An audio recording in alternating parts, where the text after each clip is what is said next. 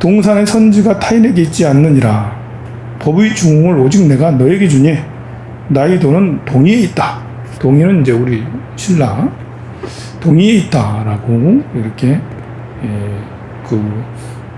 이걸 보고 이제 전법 이걸 보고 인가라고 그렇게 얘기하죠.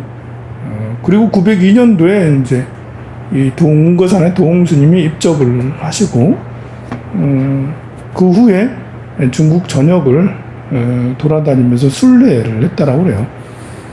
중국 여러 곳에 탑들을 순례하고 또 여러 선지식을 참례했다고 합니다. 남과 북을 오가면서 양자강과 화양강을 오가면서 여러 선지식과 성지를 참방을 했다고 합니다. 그러다가 911년도에 다시 돌아와요. 귀국해요. 그러니까 896년도에 나갔다가 15년 정도, 15년을 수행하다가 돌아오시게 됩니다. 돌아와셔서 김해 이쪽으로 다니다가 승광산사라고 거기에서 법을 열었는데요. 그러다가 나중에 이제 신도광 4년에 915년이죠. 여러 장소를 거쳐 영동군 남쪽, 영각산 북쪽에 거주할 만한 곳을 모색하고 있던 사이에 이 승속이 풍문을 듣고 귀의하는 자가 아주 많았답니다. 나중에 고려 태조가 왕에 오르는데 918년도에요. 왕에 오르는데 그때 이엄스님이 도가 천하에 높아서 명성이 해동을 돕는다는 이야기를 듣고 자주 조정에서 부르는 문서인 학서를 보내서 스님을 초청을 했다라고 그래요. 고려 태조 왕건의 이제 유별난 불교 사랑은 여러분들한테 여러 차례 전했죠. 개경으로 개성으로 이렇게 그 도읍을 옮기자마자 10개의 대차를 큰 절을 짓고 또 수많은 스님들을 모셔서 법문을 듣고 또 수많은 스님들에게 그 개성의 절에 거주하도록 그렇게 했죠. 사실 나라도 어려운데 새로 창건했으면 국력이 센 거는 아니잖아요. 세서 창건했나? 하여간에 이제 쉽진 않을 텐데 10개의 대차를 세우고 지방에 곳곳에 사찰을 세웠으니까 사찰 짓는 게 쉽지는 않죠. 대골 같은 그 기와집이니까. 그리고 그 기둥도 엄청 크잖아요. 많은 인력이 동원하는데도 그렇게 했습니다. 또 그 이엄스님은 대중들에게 그 절에서 이렇게 그 왕에게 이렇게 말합니다. 임금이 땅에 거주하는 백성으로서 감히 유놈을 거절할 수 있겠는가?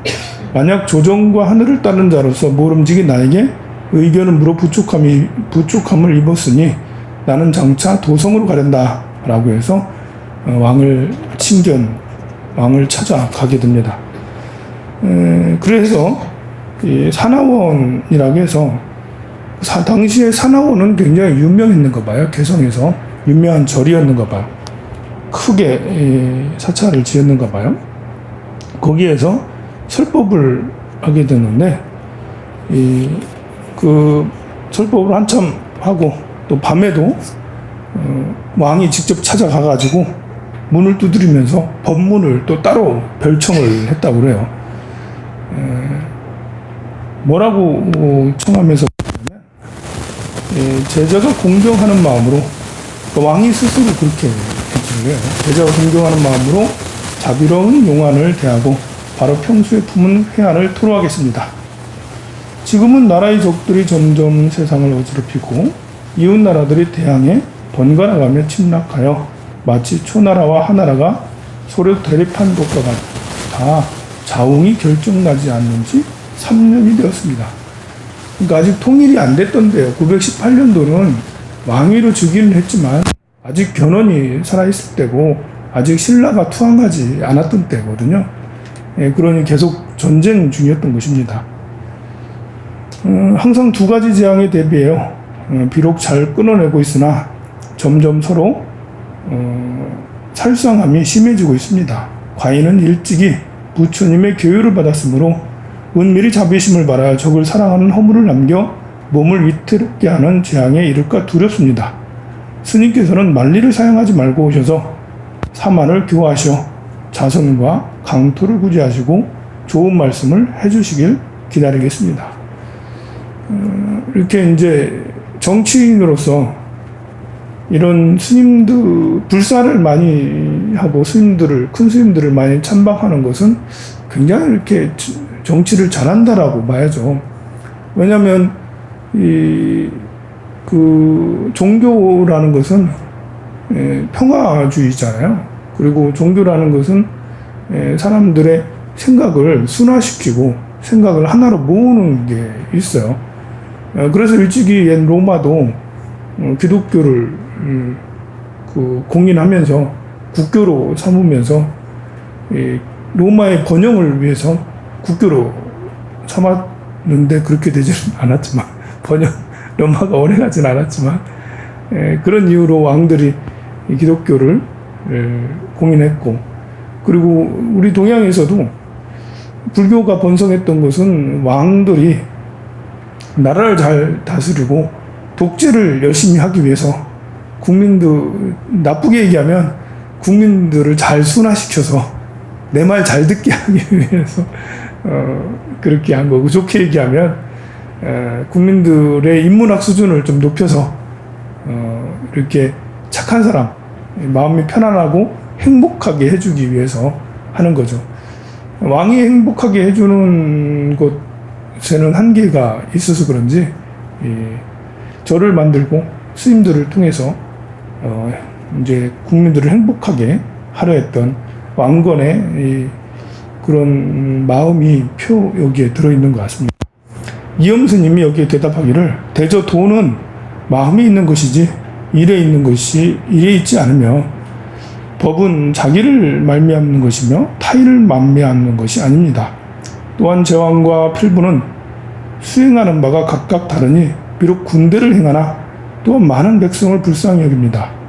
왜냐하면 왕은 사회로 집을 삼고 만민으로 아들을 삼으며 죄 없는 무리도 죽이지 않거든 어찌 죄 있는 무리를 논할까? 그러므로 모든 선을 봉행할 것이니 이것을 널리 구제함이라 합니다. 라고 이엄선사가 왕께 법문을 해주셨다라고 그래요. 왕건은 역사적으로 평이 굉장히 좋은 왕에 속하는 걸로 알고 있어요.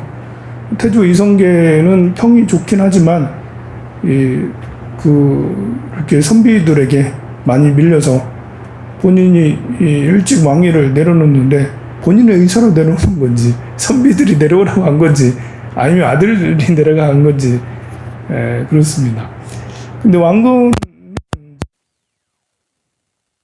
치세도 잘 하신 것 같고, 또 여러 이제 지방의 호족들을 잘 이렇게 융합을 해서 어지러운 삼국을 하나로 잘 통일을 한 공적이 있죠. 본인이 이렇게 뛰어나서 본인이 정복을 하고 이런 것보다는 본래 왕 할 생각도 별로 없었던 것 같은데, 궁예가 이렇게 왕지를 하다가 궁예가 독재가 너무 심했잖아요. 궁예가 정치를 잘 못하니 왕건의 아버지가 이제 나서게 된 거고, 역시 왕건이 이제 왕이 되었고, 또 백제 이쪽에도 난리도 아니었잖아요. 견훤이 잘한다 하지만 역시 이제 계속 전쟁을 했고, 아들에게 또 쫓겨나잖아, 견훤이. 결국은 이 혼란했던 후 삼국 시대를 왕건이 다 통일을 하고 평화로운 나라로 만들었다라는 큰 공적이 있는 것 같아요. 삼국 통일을 했던 문무왕은 통일이라 해도 당나라를 끌어들였기 때문에 나중에 이렇게 큰 오점을 남겨가지고 삼국 통일 신라 시대는 한때는 좋은 시대도 있었지만 나중에 말년에 가게 되면 국민적 대혼란이 있었고, 태조 왕건은 반면에 이제 이렇게 그런 혼란을 참 잘 종식시켜서 새로운 나라를 창업했는데 이거야말로 이제 진정한 통일이라 할 수가 있고 또 이 고구려로서의 통일 물론 그 위에는 더 위로 올라가진 못했습니다만 고려라는 게 고구려의 후신이라고 해서 고려 이런 거거든요. 고구려를 줄여서 고려라고 한 거예요. 왕건은 스스로 고구려인이라고 자칭하고 고구려로서 이제 통일을 하는 그런 업적을 이루게 된 겁니다. 거기에 이제 이렇게 불교의 이런 가치관, 불교의 사상이 많이 작용이 돼 있는 것 같아요. 여기 왕건의 말씀에 보면 이제 본인이 개도도 안 닿는데 이렇게 그 싸움하고 이런 게 살생하고 이런 것이 거북하다라는 그런 느낌이 이 안에 있는 것 같습니다. 또 왕이 다 듣고 나서 이런 이엄 스님의 말씀을 듣고 나서는 탁자를 어루만지며 이렇게 말했다고 그래요. 대저 속인이 심원하는 이치에 미혹하여 미리 연부제를 두려워했는데 연부제는 이제 우리 그 사바세계예요. 사바세계를 두려워했는데 천인과 함께 말하는 것과 같습니다. 하늘 세계의 사람하고 말하는 것 같다. 그러므로 그 죽을 죄를 구제하시고 때때로 죽이는 것을 늦추게 하시며 저의 생명을 불쌍히 여기셔서 도탄에서 나오게 하시니 이것이 곧 스님의 덕화이십니다. 왕이면서도 신도처럼 정말 하심의 마음으로 가진 것 같아요. 자, 이엄 스님이 이제 그렇게 개경에 왕래했던 스님으로 유명한 것 같습니다. 예, 그러다가 이제 이 이엄 스님은 수미산문, 광조사는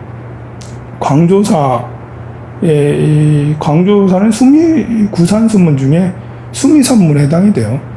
그 전에 수미산문은 순지 선사가 수미산문을 이뤘다라고 그랬죠. 오관산에. 그 옆에 있는 절인가 봐요. 광조사에 머물면서 그 선법을 널리 폈다고 그래요. 이 수미산문은 나중에 그 일현선사도 여기 수미산문의 스님입니다. 일현 스님은 삼국유사를 지은 걸로 유명하죠. 어떻게 일현 스님께서 삼국유사를 다 이렇게 지었는지는 뭐 잘 모르겠지만 학문이 굉장히 높고 또 참선을 오래 하신 선종의 스님이라는 것을 우리가 짐작할 수 있습니다. 이런 선사가 삼국유사를 지은 걸 보면 이 교종의 스님 같은 줄 알았는데 선종의 스님으로 이렇게 삼국유사를 짓고 그래요. 그리고 나중에 김시습도 역시 수미산문의 후손이라고 그래요. 조동종의 수미산문의. 충도 무량사에 가면 김시습 거기서 말년을 보냈는데 김시습 전각도 따로 있고 초상화도 이렇게 또 있고 그래요. 매월당 김시습은 스님이었어요. 사육신 중에 하나잖아요. 이렇게 이제 누구지? 누구를 하여간 이제 해가지고 머리가 안 좋아가지고 큰일이 하여간